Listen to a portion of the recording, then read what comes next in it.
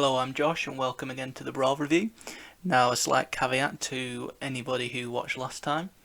I said that this was a 52-week challenge, and indeed it is. But I started a few weeks ago, and frankly, I was kind of quite excited to put another podcast out there. So I decided to jump this up the queue a little bit and catch us up to the present day, and then I'll be doing it week on week basis, as it were. Now, challenge one was a film that had won Best Picture, and last time I reviewed the the 1951 film An American in Paris. This time, I've decided to go again for quite an older film, and the category we had to choose was from a movie classic. Now, it's hard to really define a classic, but most people would agree that it's something that's outstanding in terms of its genre, outstanding in terms of its time and how it was created. And with that in mind, I decided to go for the 1968 film 2001: A Space Odyssey. Again, the only criteria I set myself is whichever heading this book sets me for the 52-week challenge. So that firstly is what kind of film I need to watch. So in this case, it was a movie classic. And the second for me is that it needs to be a film I've never watched before. Now, I have skimmed ahead, and there is a week coming up later on which was a film you've never seen before, so that gives me quite a bit of carte blanche and quite a bit of open range. But for this particular, I picked 2001: A Space Odyssey. Now, the reason I have, and it might fill some people with a bit of shock and awe, is when I first watched A Space Odyssey, I fell asleep during the open sequence and woke up with about 10 minutes left. So for anybody who's seen that before, you can imagine that was quite a odd trip, because I didn't quite realise I'd fallen asleep until I looked at the counter across the bottom to see that I was over 2 hours into the film. So all I can remember, spoiler alert, you shouldn't really have to do a spoiler alert for a film that was released in 1968, but just in case, I saw a bunch of monkeys, and then this very spacey, trippy sequence of space at the end. So realistically, my go into this was essentially to actually try and watch it completely. And it is a long film. It's not the longest film, but it is a long film, and the nature of the film means that there are lots of artistic merits. Again, we'll go into that, but those artistic kind of shots do, especially if you are sleeping. I've got to defend myself. That time I did sleep, I was very sleepy. So I decided to go for 2001: A Space Odyssey. And the day I completed this challenge was on the 17th of September, so not too long ago, but long enough ago. And as I start doing these, you'll see me very rapidly start catching up to the modern day. Now, whether I'll be able to contain myself and actually stick to doing this every single week, I don't know. I will probably do it on a much quicker basis, because I do like films, and it was really depending on how my time is at the moment. My time's rather free due to redundancy, so I am watching quite a lot of films and quite a lot of TV in between looking for work. So because of that, you might get more films later on, and hopefully I'll be back in work soon, which means it will probably have to then drop off to that weekly basis. But yes, so I'll take you through this rating. Now, first of all, 1968 it was released. Naturally, the genre, I think people would say it's difficult to pin down, but science fiction is probably the closest. A whole host of stars in it, directed by Stanley Kubrick. It's very much a Stanley Kubrick centred production, with him directing, producing and co-writing it with Arthur C. Clarke, based on Arthur C. Clarke novel as well.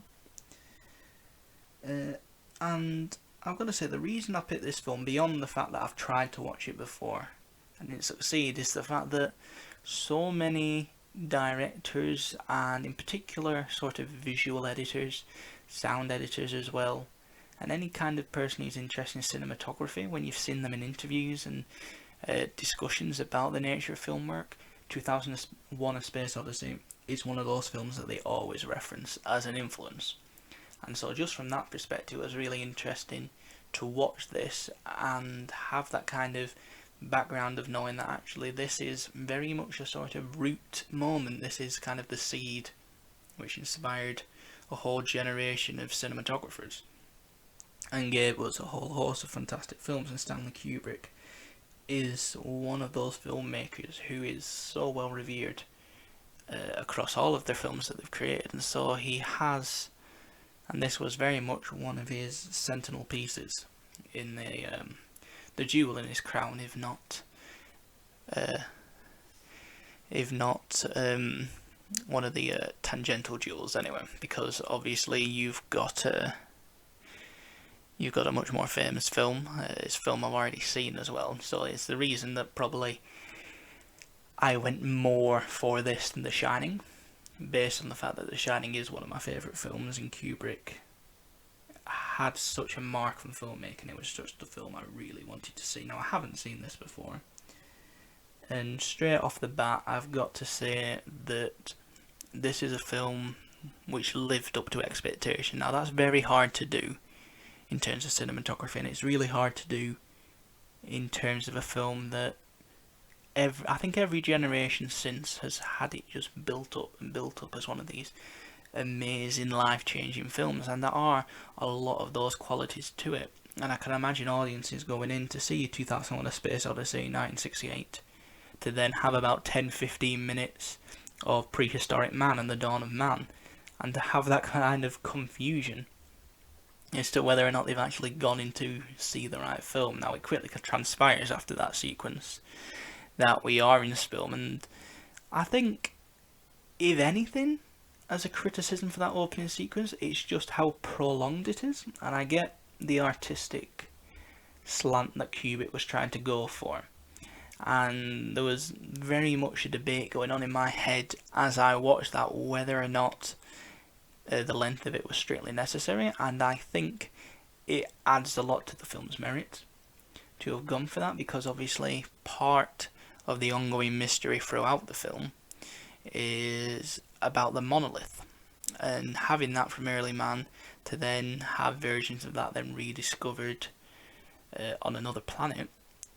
And there's a great deal of mystery around the monolith, even to the degree of why it matters so much. You know, it's one of those, I don't want to call it MacGuffin for the sake of the fact that I think it has a higher place than that, but the idea that actually this is very much a mysterious object to us in terms of why it has any significance. Yeah, it's got signals reaching out, and that's why we're on the spaceship later on, but what significance is there to actually following that other than blind discovery and blind pursuit of knowledge? And I think that in particular is why the opening sequence is so important, because essentially these ape men, for lack of a better term, had that same curiosity and that same knowledge, and there is that thread of searching for knowledge's sake. And of course early on it's very apparent that that knowledge was for survival, but it's that survivalist instinct that we've not lost. And so on the whole, I think it's slightly overplayed, the opening sequence, but there is strong artistic merit for doing so. And if you watch any of other Kubrick's films, you will see that theme going throughout. There's a lot of prolongedness and a lot of time, I think, more to give audience the actual time to sit, breathe and think. I think this film could have very easily been a 1.5 hour film at rather breakneck speed, but one, it wouldn't be an Odyssey, and two, there's a lot of different messages within this film. There's a lot of different themes to take on board, and so when you actually sit back and have that time to think about it, and think about it in the context of the entirety of space, there's an added poignance. So I wouldn't criticise it too much, but there are certainly times that opening sequence is a big one that sticks in mind, but there are times where there are very pregnant pauses or prolonged moments. But on the flip side of that, I think those prolonged moments work best in the context of Hal, and in the context of how he is as an antagonist. I don't want to call him a villain. I know that sounds odd, given that he murders in this film, and he's very happy to allow people to die as well. But Hal is one of those figures that features so prominently in pop culture since 2001 Space Odyssey release, and it sticks so well in mind for a very distinct reason, and that's largely because of the skill of the actor involved. To be menacing while being perfectly polite and perfectly calm, and having no inclination or variation in your voice, is an immense talent, and not a talent that can be understated. And yet, with his vocalization of the character and Kubrick's cinematography, they managed to make a light and a voice, a monotonal voice, so creepy, so scary, so surreal, for the lack of any better word. And the skill it would take in terms of cinematic and acting skill, for, again, I'm just overwhelmed by it. I'm utilising quite a lot of very basic words because there is an ineffable quality to the character of Hal, and he is so stuck in your mind. And obviously, I'm afraid I can't let you do that, Dave, or something along those lines. I am paraphrasing. It's just one of those lines which, like a stick of rock, most Hollywood is rooted in lines. We love a little snippet of dialogue, a little catchphrase that just hooks us. And Hal has that. He has that hook. When, for example, if you looked at presidential debates and presidential elections, they all have little slogans, and it's a really American idea to have just little slogans, little catchphrases that really just hook you, and they lead you into a wider world of emotion. Whatever your political slant, "Make America Great Again" gives you a visceral reaction, whether it's positive or whether it's negative. It gives you a visceral reaction, and it's the same with "I'm afraid I can't let you do that, Dave."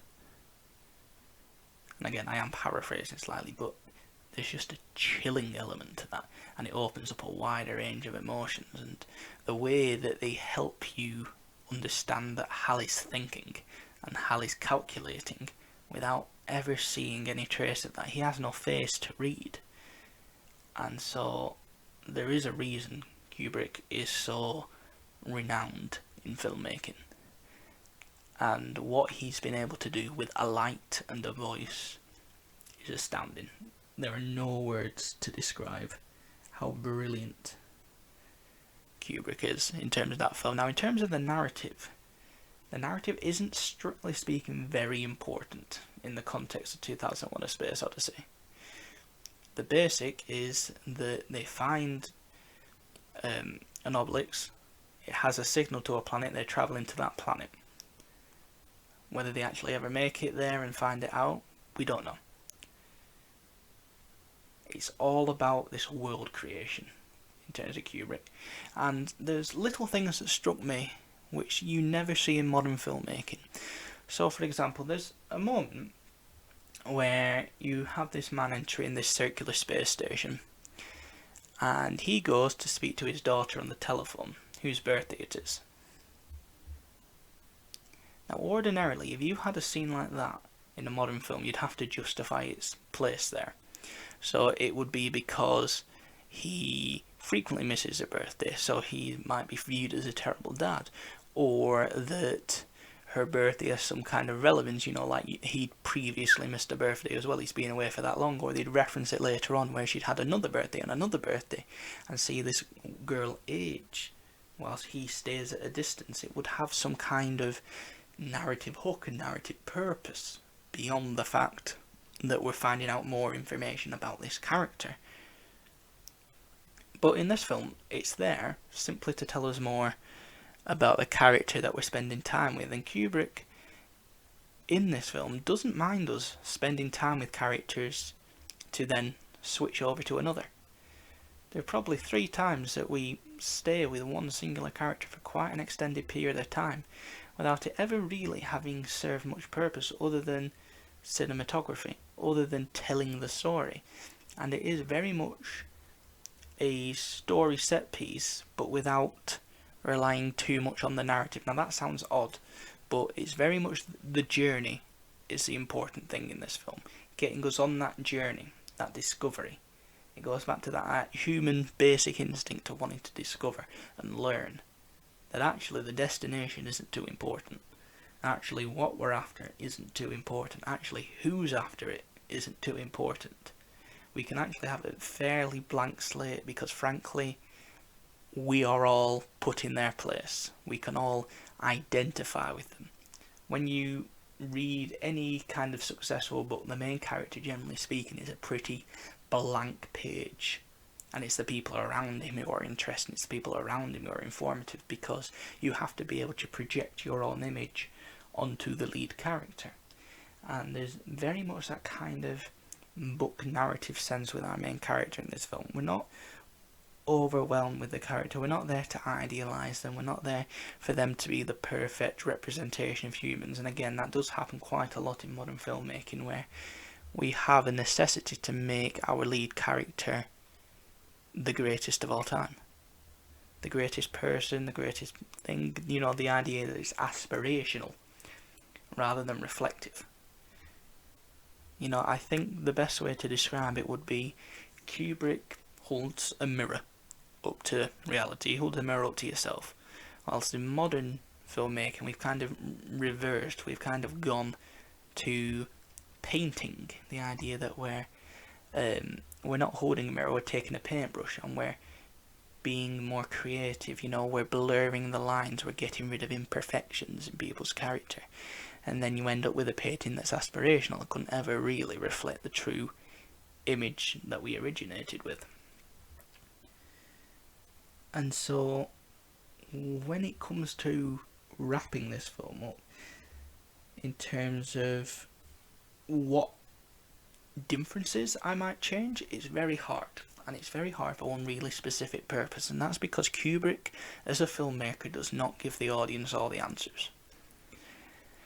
The reason that opening sequences there could be debated at length for years and years and years without anybody having any closer aspiration or any closer view. It's only when we really ask the director and the writers, what was your intention, we're going to get it. In most films, we can pretty much suss out a lot of the information ourselves. Establishing shots, establishing features, I tend to be a minimalist when it comes to establishing. But then you can debate throughout the course of this film whether there were establishing shots, because actually these sequences have further artistic merit and artistic meaning behind them. At the same time, we go to that end sequence, it was very surreal, very postmodern in terms of actually providing answers. And for a film released in 1968 to have such obscurity and weirdness to it and be such a phenomenal both critical and audience success, it's a peculiar situation we find ourselves in, because naturally the oddity with Space Odyssey is the fact that there isn't any real conclusion from a narrative standpoint. We don't really get anywhere. It's kind of, the ending gets wrapped up with much more surreal, much more artistic messages and meaning. And I'm not going to go too much into the artistry of it, because I'm very much of the mind that people come in very two separate camps whether or not they like artistic merit to a film, and it's really depending on the reason you watch films. If you watch films for a narrative, for a story, and to be entertained, that's very different to people who watch them for the sake of being thought-provoking, thinking about things.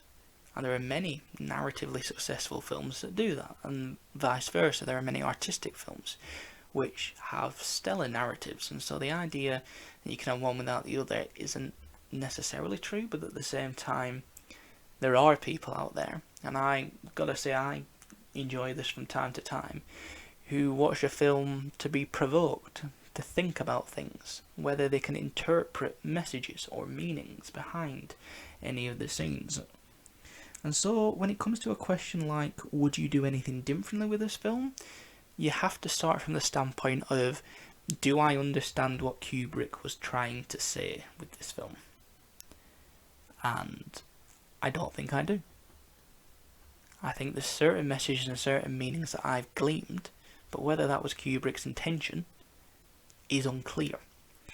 And so when it comes to a question, would I do anything differently? I have to answer honestly, no, I wouldn't do anything differently. For the simple meaning that something that I might possibly change within this film might affect someone else's view and understanding of it, and the fact that the filmmaker very clearly had his own ideas and his own intention, and it's very much a massive layer of love. It's really patently clear and very patently obvious that this was a labour of love project. This wasn't a studio film. This wasn't something that somebody banged out the way so they could do a little artistic merit one and then go on to making big Hollywood blockbusters and Hollywood features. This was a film that was very well thought out, and you can tell there is a lot of years of thought gone into it. And so the idea that I could unpick everything that had happened and go, this is what I'd do differently. That being said, I'm going to make some statements about the film strictly from a narrative standpoint, because as a film, as a narrative of something to watch, there are obvious glaring issues, but I need to stress that that's not within the context of the film overall. I'm simply going to be looking at this from a narrative perspective, because I know that there are other messages and other ideas that Kubrick was trying to relay. So the first one I've already mentioned, which is the fact that the opening sequence was a bit long and a bit drawn out. Now, obviously this was from my perspective, and I was tired the first time I watched it, but I fell asleep during the opening sequence. And again, there's that confusion of, am I actually watching 2001: A Space Odyssey? The second issue is that there are what would be relative irrelevance in terms of narrative. There are lots of issues where we get lots of information which isn't actually necessary to the narrative and doesn't appear to add to any of the themes or any of the execution of any of the ideas. It's there simply as world building, and world building is good and nice, but realistically we didn't need too much world building, because very much the society that Kubrick is envisaging was very much the society of the time. He's just replaced a modern setting and put it in a fictional future setting. I also have to talk about the ending, because there was no wrapping up, which isn't always an issue narratively in film, but it did feel very much like we didn't get an ending, and it would have been nice to have an ending. And thematically there is purpose not to have that ending, because obviously, as I've talked about, there is very much a strong theme of exploration, of learning and knowledge, and so the idea that there is no wrap-up, there is no ending to this exploration, is a comforting and rather nice message to be left with from that perspective, if you're looking at it from that. But as I say, if you're watching this just for the sake of a narrative, you're probably going to go away not having enjoyed it very much. You have to really, I would say, be a student of filmmaking, or somebody who is going in with the expectation that they're going to have to think. Because I think if you go in with any other expectation of this being a film just to sit and watch, you're not going to take anything away from it. And this isn't a criticism of the film, but in terms of a modern audience, and I have to review it in terms of a modern audience viewing it, there are a lot of distractions in the modern world. And one of my bugbears that I hate, but you have to consider, is the fact that people tend not to actually watch anything anymore. They tend to be on their phones a good 80% of the time. I know when my sister's watching a program I don't like, generally speaking, what I'll do is I'll start timing how long she's actually watching it to see if I can get it changed over. And sometimes it's only 10% of the time she's actually looking at the screen, and the rest of the time it might as well be a radio program. Now, why is this an issue in terms of the film? It's not necessarily, but it shows a tend towards a lack of engagement and a lack of focus, and people liking simplicity. And I think this is why those style of Netflix original films are so popular because they don't require too much focus, because they don't require you to be massively engaged. They're there for a narrative for you to enjoy for a small period of time, and that's about the base of it. And it's when you look at it within that context, where it has so much expositional dialogue, where it has so much obvious statements made, because you just watch it and you just take it in almost like it were a radio drama. Now, that isn't a criticism of the film, but it's something that if 2001: A Space Odyssey was made today, you would have to really consider audience attention span, audience perception of film, and how that would impact it. And